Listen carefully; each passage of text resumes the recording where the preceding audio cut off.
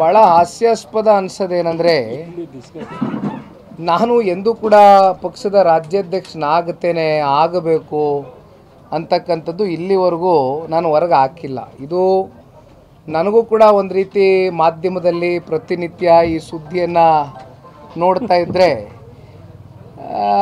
ಮಾಧ್ಯಮದ ಸ್ನೇಹಿತರು ಬಹುಶಃ ತಾವೆಲ್ಲ ನಿಖಿಲು ರಾಜ್ಯಾಧ್ಯಕ್ಷನಾಗಲಿ ಅಂತಕ್ಕಂಥದ್ದು ಬಹುಶಃ ಮನಸ್ಪೂರ್ವಕವಾಗಿ ಆಶಿಸ್ತಾ ಇದ್ದೀರಾ ಅಂದ್ಕೊಂಡಿದ್ದಾರೆ. ಆದರೆ ನಮ್ಮ ಪಕ್ಷದಲ್ಲಿ ಬಹಳ ಜನ ಇವತ್ತು ಹಿರಿಯರಿದ್ದಾರೆ, ಅನುಭವಸ್ಥರಿದ್ದಾರೆ. ಹಾಗಾಗಿ ಇವತ್ತು ಈ ರಾಜ್ಯಾಧ್ಯಕ್ಷರ ಸ್ಥಾನ ಇವತ್ತಿನ ಪರಿಸ್ಥಿತಿಯಲ್ಲಿ ಬಹುಶಃ ಇದು ಭಾಳ ಅಪ್ರಸ್ತುತ ಚರ್ಚೆ. ಇದು ನಾನು ಯಾವುದೋ ಒಂದು ಅಧ್ಯಕ್ಷನ ಸ್ಥಾನಕ್ಕಾಗಲಿ ಅಥವಾ ಇನ್ನೊಂದು ಹುದ್ದೆಗಾಗಲಿ ಇವತ್ತು ಹಪಾಪ್ಸಿ ಕೂತಿರ್ತಕ್ಕಂಥವನಲ್ಲ.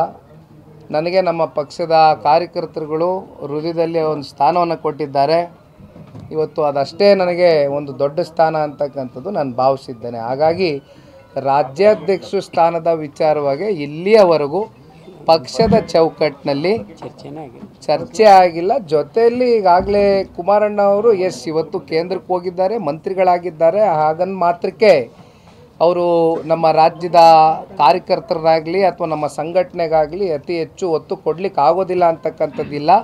ಅದಕ್ಕೆ ನಿನ್ನೆ ದಿನ ನಾನು ನಿಮ್ಗೆ ಹೇಳಿದ್ದು, ದಿಶಾ ಮೀಟಿಂಗ್ ಮುಗೀತಾ ಇದ್ದಂಗೆ ಏನು ಅವ್ರಿಗೆ ಕೇಂದ್ರದ ಸಚಿವರಾಗಿ ಜವಾಬ್ದಾರಿಗಳಿದೆ, ಅದರ ಜೊತೆಯಲ್ಲಿ ಇವತ್ತು ಪಕ್ಷದ ಒಂದು ಮುಂದಿನ ಭವಿಷ್ಯದ ಬೆಳವಣಿಗೆಗೂ ಕೂಡ ಸಾಕಷ್ಟು ಅವ್ರ ಮೇಲೆ ಜವಾಬ್ದಾರಿಗಳಿದೆ. ಅದು ಕೂಡ ಸನ್ಮಾನ್ಯ ಕುಮಾರಣ್ಣ ಅವರ ನೇತೃತ್ವದಲ್ಲಿ ಪಕ್ಷದ ಕಾರ್ಯಕರ್ತರುಗಳು ಒಂದು ಬಲವನ್ನು ತುಂಬಿಸ್ತಾರೆ. ನಮಗೆ ನಾವು ಹೋರಾಟವನ್ನು ಮಾಡ್ತೇವೆ. ರಾಜ್ಯಾಧ್ಯಕ್ಷರು ಬದಲಾವಣೆ ಆಗಲಿ ಅಥವಾ ರಾಜ್ಯಾಧ್ಯಕ್ಷರು ಯಾರು ಆಗಬೇಕು ಅಂತಕ್ಕಂಥ ವಿಚಾರವಾಗಿ ಇಲ್ಲಿಯವರೆಗೂ ಭಾಳ ಸ್ಪಷ್ಟವಾಗಿ ಹೇಳ್ತೇನೆ, ಯಾವುದೇ ಚರ್ಚೆಗಳು ಪಕ್ಷದ ಚೌಕಟ್ಟಿನಲ್ಲಿ ಆಗಿಲ್ಲ. ಚುನಾವಣೆಗೆ ಮುಂಚೆ